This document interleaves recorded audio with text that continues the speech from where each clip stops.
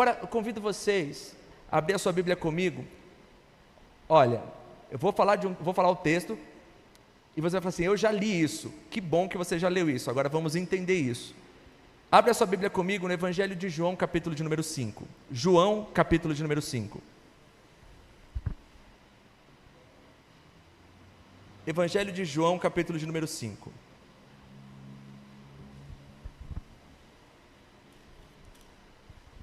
Eu gostaria de ler com vocês, a partir do versículo de número 1. Diz assim: Depois disso, Jesus voltou a Jerusalém para uma das festas religiosas dos judeus. Dentro da cidade, junto à porta das ovelhas, ficava um tanque de Betesda, com 5 pátios cobertos. Ficavam ali cegos, mancos e paralíticos, uma multidão de enfermos esperando um movimento da água, pois um anjo do Senhor descia de vez em quando e agitava a água. O primeiro que entrava no tanque após a água ser agitada era curado de qualquer enfermidade que tivesse. Um dos homens ali estava doente havia 38 anos. Quando Jesus o viu, soube que estava enfermo por tanto tempo, perguntou-lhe: Você gostaria de ser curado? O homem respondeu: Não consigo, Senhor, pois não tenho quem me coloque no tanque quando a água se agita. Alguém sempre chega antes de mim. Jesus lhe disse: Levante-se, pegue a sua maca e ande. Versículo 9 diz: No mesmo instante, o homem ficou curado. Ele pegou a sua maca e começou a andar. Uma vez que esse milagre aconteceu no sábado, os líderes judeus disseram ao homem que havia sido curado: Hoje é sábado, a lei não permite que você carregue essa maca. Mas ele respondeu: Um homem que me curou disse: Pegue a sua maca e ande. Quem foi que lhe disse essas coisas? Perguntaram eles. Versículo de número 13. O homem não sabia, pois Jesus havia desaparecido no meio da multidão. Mais tarde, Jesus o encontrou no templo e disse: Agora você está curado. Deixe de pecar, ou não peques mais, para que nada pior lhe aconteça. O homem foi até os líderes judeus e lhe disse que tinha sido Jesus quem o havia curado. Jesus, eu te agradeço por essa noite, te agradeço por estarmos aqui reunidos em torno da tua palavra, te agradeço por tua bondade, pelo teu amor, e que a tua palavra venha falar aos nossos corações e abalar as nossas estruturas. É o que eu te peço em nome de Jesus. Amém. Meus queridos, esse texto é um texto bem conhecido. Creio que a maioria de nós já ouviu alguma coisa acerca desse texto, sobre o tanque de Betesda. Mas algumas coisas têm falado fortemente ao meu coração. Desde segunda-feira nós tivemos um encontro de homens aqui, e o Douglas ministrou algumas palavras, e entre algumas referências que ele trouxe, ele falou sobre o tanque de Betesda, e isso ficou marcado em meu coração. O interessante dessa mensagem, dessa palavra, eu coloquei um título nela. O título dessa mensagem é Resposta Errada. Vou repetir o título da mensagem: Resposta Errada. Esse é o título da mensagem. A cara da Eli. Como que se escreve isso, né, Eli? Por isso que eu nem fiz o rascunho, porque eu não sabia escrever o título. Eu não sabia, essa onomatopeia não veio à minha mente. Mas enfim, por que é resposta errada o título dessa mensagem? Jesus está chegando para uma festa. Jerusalém está lotada. O templo está lotado, abarrotado. Havia aqui a descrição da parte arqueológica, da parte estrutural, arquitetônica, vai dizer que o tanque estava ali em um local, e que aí essa parte do anjo descer e mexer as águas já não tem comprovação. Se você for estudar, você vai ver que era uma espécie de lenda, uma espécie de crença, era uma expectativa religiosa, porque não havia provas de que o anjo de fato já havia descido ali alguma vez e feito alguma coisa. Mas pela fé, as pessoas se aglomeravam ali naquele lugar. E olha que era uma quantidade enorme de gente. Tinha cego, tinha muito aleijado, tinha pessoas doentes de todo jeito de pessoas doentes. E o interessante é que parece que Jesus foi para aquele tanque. Jesus podia ter entrado na festa direto, Jesus podia ter chegado na festa, porque quem vai para uma festa chega e quer entrar logo na festa, não quer pegar fila, quer chegar e quer fazer logo aquilo, ainda mais uma festa religiosa, como poderia ter sido a Páscoa ou a festa das cabanas, a festa que Jesus foi participar. Mas Jesus, ele vai para um lugar que ninguém queria ir, a um lugar onde havia fedor, um lugar onde havia doença, um lugar onde havia gente doente, onde havia gente que ninguém quer ficar perto. Irmão, você já foi no centro de São Paulo? Vai ali no centro de Guarulhos, ali em determinados lugares, onde tem gente passando necessidade, aquilo cheira urina, aquele lugar cheira fezes, aquele lugar cheira comida podre, porque em alguns lugares onde as pessoas não conseguem necessariamente se locomover e dependem de ficar ali naquele mundinho, tem fedor. Agora você imagina um lugar onde um cara que não consegue andar 38 anos, e o cara não consegue andar ao ponto de não conseguir se jogar dentro de um tanque. O cara está totalmente impossibilitado. Imagina a situação daquele cara, irmão. Para e pensa. O cara devia feder urina, porque se ele não conseguia se jogar no tanque, que sai no banheiro. Ah, não tinha banheiro. Parou para pensar nessa situação? A podridão daquele lugar, e Jesus resolve passar naquele lugar. Por quê? Jesus vai passar naquele lugar porque tinha um homem. O texto vai dizer para a gente que Jesus passou naquele lugar e parecia que Jesus sabia da história de um homem que estava lá há 38 anos. Não é isso interessante? Olha, quando Jesus o viu, soube que estava enfermo por tanto tempo. Quer dizer, em meio a tantos doentes, em meio a tantos enfermos, Jesus olha para aquele cara que está ali há 38 anos. Bateu um vento, a água se mexeu, imagina que loucura.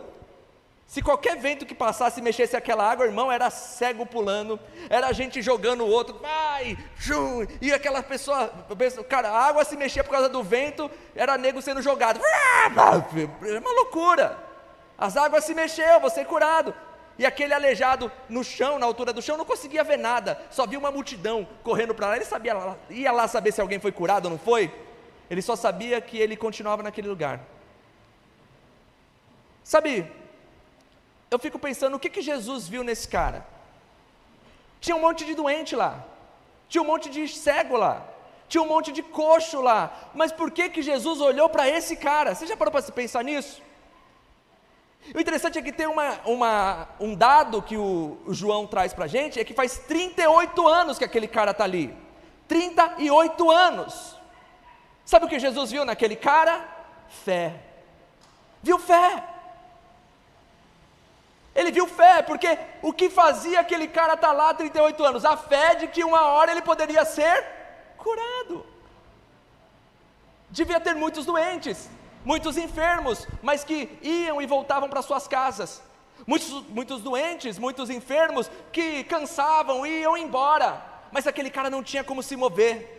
38 anos de fé, olha que coisa. E aí, é onde vem a coisa. Jesus olha para aquele homem que tem fé, mas eu vou te dizer e eu vou te mostrar aqui daqui a pouco, que esse homem tinha fé. 38 anos esperando uma cura, isso não é fé? Claro que é fé. Jesus é atraído pela fé. Jesus, em meio ao fedor das nossas vidas, ele sente o cheiro doce de fé. Olha que coisa linda, ele sente. E aí, ele é atraído para aquele homem, ele se compadece daquele homem, e ele faz uma pergunta para aquele homem. Que pergunta? Você quer ser curado? Uma pergunta simples, uma pergunta objetiva, e uma pergunta que é a pergunta que muitos de nós gostaríamos de receber. O que ele responde? Não tem ninguém para me jogar na água. Não foi essa a pergunta. Foi essa a pergunta? Foi essa a pergunta? Jesus não perguntou por que você não está curado. Jesus perguntou, você quer ser curado? E aquele cara, 38 anos, calejado, fedido, machucado, amargurado, começou a colocar desculpas e começar a maquinar na mente dele. Por que eu não fui curado? Eu não fui curado porque não tem ninguém para me ajudar. Eu não fui curado porque eu não tenho quem me carregue e me coloque nas águas. A minha cura está ali na minha frente, mas ninguém se importa comigo. Ei, engano dele. Deus se importa com ele, porque Deus olhou para ele. Deus viu a multidão de enfermos, mas sentiu o cheiro da fé de 38 anos de um homem que esperava. Olha que coisa linda. Lindo isso. Resposta errada, cara. Não foi isso que eu perguntei para você. Eu não perguntei por que você não foi curado. Eu não perguntei por que você está nessa situação. Eu te perguntei se você quer cura. É óbvio que ele queria cura. Mas olha aí coisa interessante. O tempo dentro de algumas cadeias que nós vivemos, o tempo dentro de algumas feridas que nós temos, o tempo dentro de alguns traumas que nós vivemos, o tempo dentro de algumas amarguras que nós temos, caleja a nossa fé. Eu tenho fé, mas tem coisas que estão impedindo a minha bênção. Quem está impedindo a sua bênção? O meu marido. Quem está impedindo a sua bênção? Não é porque você não sabe, eu nasci numa família pobre. Quem está impedindo a sua bênção? Você não sabe, não tem oportunidade, o pastor só dá oportunidade para A, para B e para C. O que está impedindo a sua bênção? Eu não sei, o professor não foi com a minha cara e me deu nota errada. O que está impedindo a sua bênção? Os médicos ainda não me chamaram, eu estou na fila de espera do posto. O que está impedindo a sua bênção? Para de colocar desculpa nas coisas. Para de colocar desculpa nas coisas, porque quando a gente vai projetando a culpa nos outros, vai criando a amargura em nosso coração. Por que você não é feliz? Porque os meus pais fizeram isso. Por que você não vive uma vida plena? Você sempre tem uma desculpa do porquê você não vive o melhor de Deus para a sua vida, mas em nome de Jesus, Jesus só está perguntando: você quer ser curado? Você quer vida? Você quer paz? Você quer alegria? Eu não vim aqui para saber as suas desculpas, eu não vim aqui saber os motivos do porquê você está amargurado, eu não vim aqui discutir do porquê você não foi promovido. Eu sou a sua promoção, eu sou a sua cura, eu sou a sua libertação, eu sou o seu Deus. Cara, isso é maravilhoso, amém?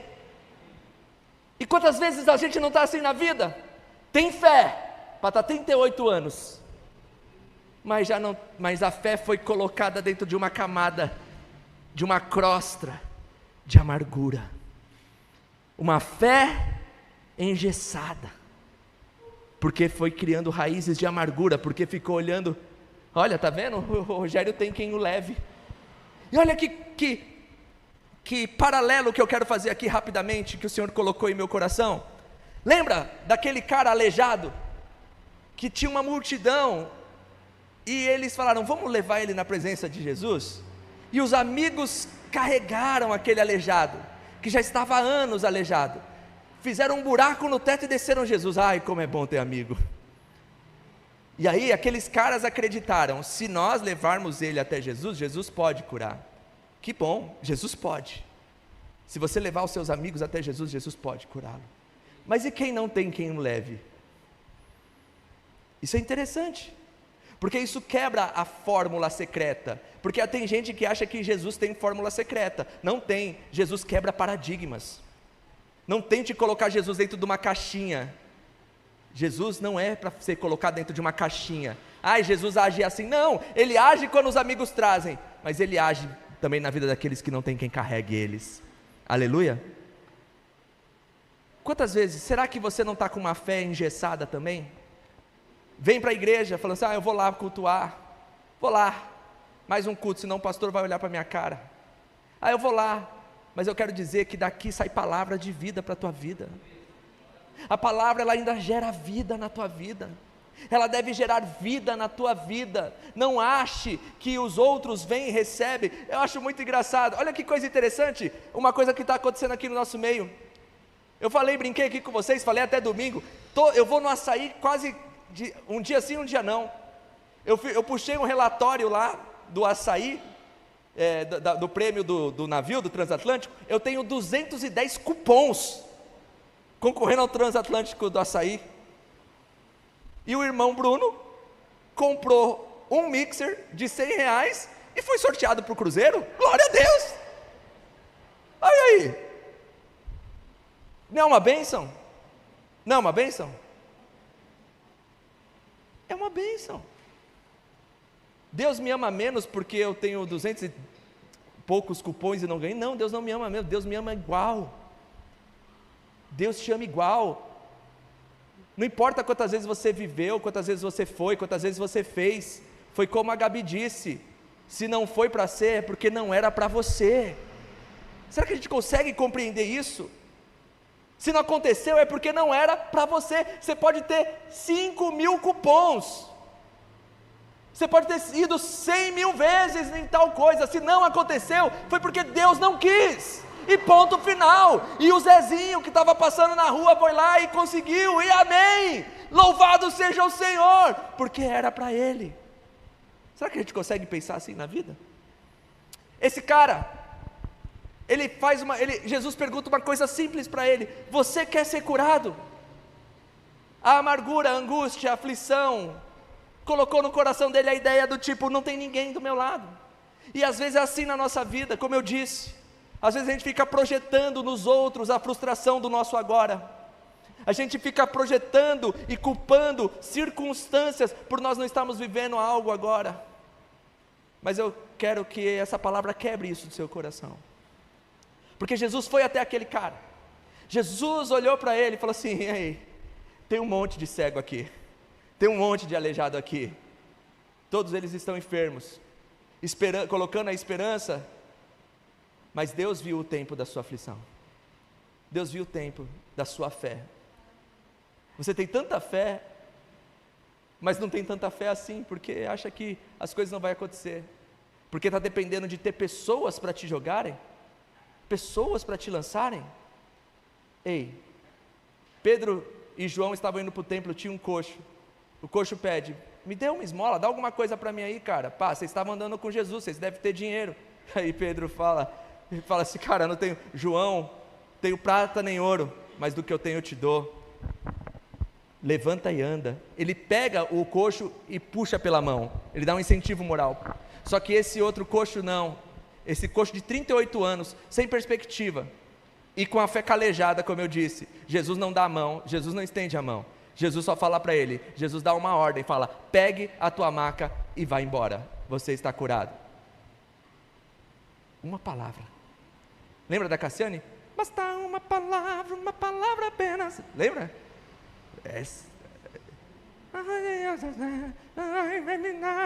Isso aí é forte, essa daí. Sai fogo pelas ventas, não é? Uma palavra.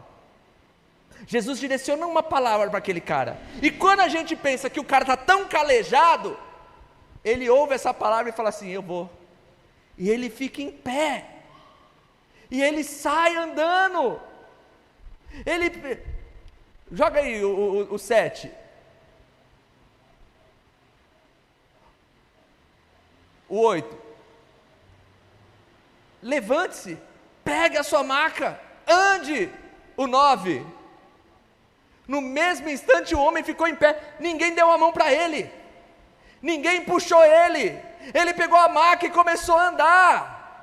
Gente, deixa eu falar uma coisa para você, crente, não deixe a sua fé ficar calejada, não coloque amargura no seu coração.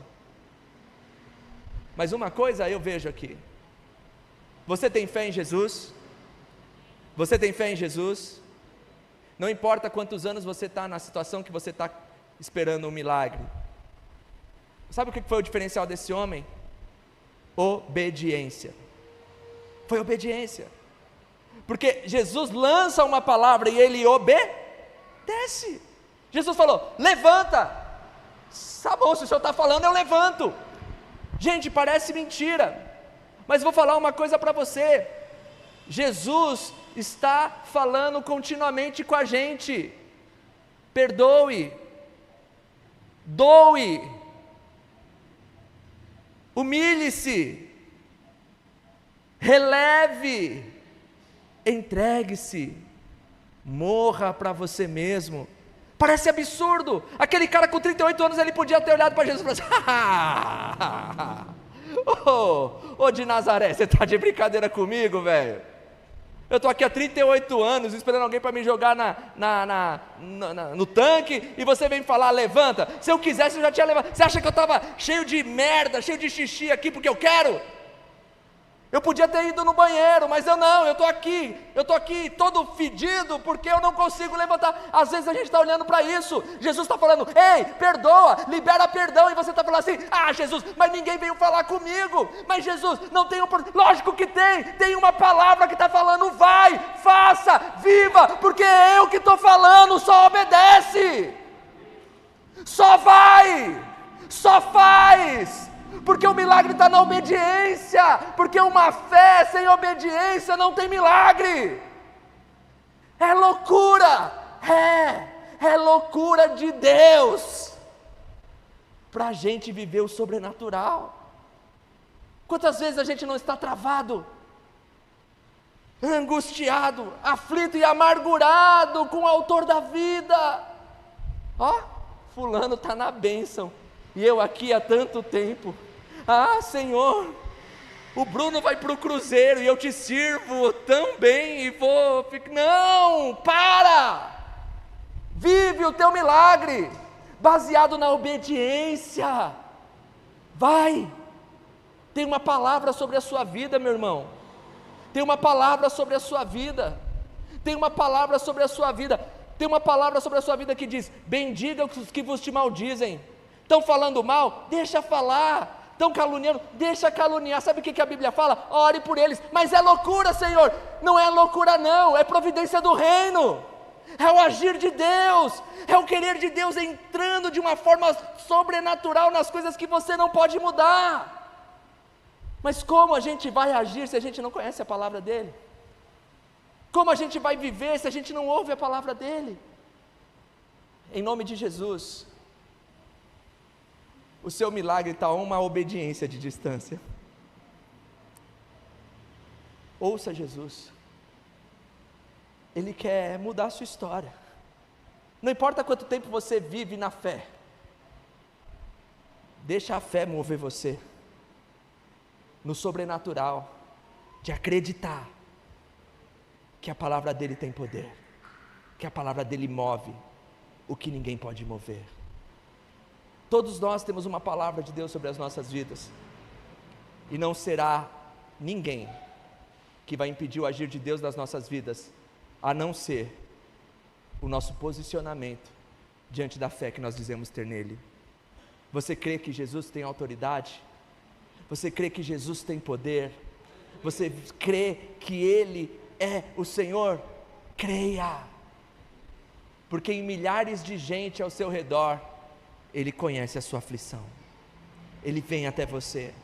Não há relatos dele ter curado mais ninguém naquele tanque, não tem relatos dele ter curado mais ninguém naquele tanque, mas tem relatos de um cara andando carregando uma maca.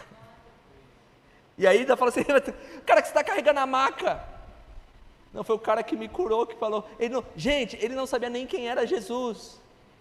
Olha isso, olha que absurdo, ele não sabia quem era Jesus. Tem gente que fala assim, só porque eu estou indo na igreja eu vou receber, eu entreguei minha vida para Jesus. Tem gente que é mais obediente a Jesus do que tem gente que está vindo na igreja. Olha que coisa forte. Tem gente que segue mais os princípios de Jesus fora da igreja do que gente que está sentada dentro da igreja. Sabe o que é lindo disso aqui? Pega essa aí, Luiz. Jesus não faz as coisas porque a gente faz as coisas, porque o cara respondeu uma resposta errada, e mesmo assim Jesus curou ele. Sabe que às vezes você fica pensando, o que eu estou fazendo de errado para não receber a bênção? Aí você pensa, se eu fizer certo, se eu orar do jeito certo, se eu der os pulinhos do jeito certo, será que eu não levantei a mão na hora que a Gabi falou para levantar e agora eu não recebi minha bênção? E a gente fica pensando, o que a gente não fez? Ei, querido, deixa eu te falar uma coisa, até quando a gente erra, Jesus acerta, porque é tudo, não porque você merece, não porque você é bom, e não porque você tem as respostas certas, é tudo porque Ele derrama graça, favor imerecido, diante de uma, olha que loucura, diante de uma resposta errada, vem uma cura. diante de uma pessoa que não tinha a resposta certa no momento. Às vezes você não tem a resposta certa, mas eu quero te dizer uma coisa: por mais que você não tenha a resposta certa nessa sua boquinha, que às vezes só fala besteira, seja obediente, porque é a obediência que vai fazer a diferença na sua vida. Amém? Isso é forte, irmão. Isso é profundo. Isso mostra a graça de Deus em meio à nossa imperfeição. Jesus cura porque Ele ama, independente da resposta certa, porque é pela graça que nós somos salvos, é pela graça que nós somos libertos. Eu quero falar uma coisa para você: não deixe o tempo, as circunstâncias, a rotina, as pessoas tirarem de você a sensibilidade de ouvir a voz de Jesus. Seja louco e ande depois de 38 anos. Perdoe depois de não sei quantos meses. Creia, porque a questão não é o quanto tempo passou. Porque não é a questão do quanto tempo passou. A questão é o que você vai fazer agora que você se deparou com essa palavra. O que você vai fazer agora? Ele está falando. Aí você pensa: ai, quem dera Jesus aparecesse para mim. Quem dera. Qual é o seu nome, moça? É? Isabelle? Pensa, Isabelle. Aí a pessoa pensa assim: ai, poxa, quem dera Jesus aparecesse no meio do meu tanque de Betesda.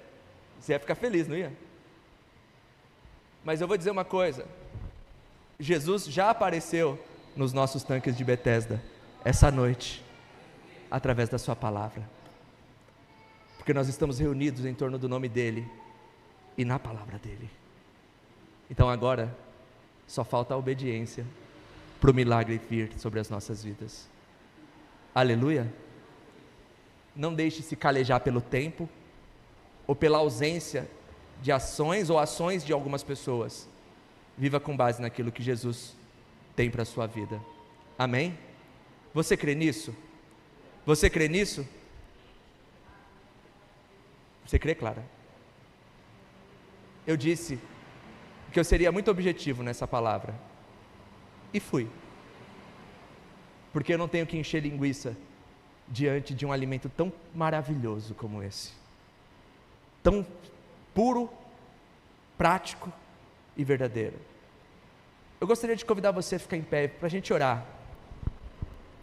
Sabe, queridos, queridas, meus irmãos, minhas irmãs, eu não sei de verdade qual tem sido a sua enfermidade, qual tem sido a tua aflição, a tua angústia, ou de repente, se você de fato nem pensou e falou assim: poxa vida,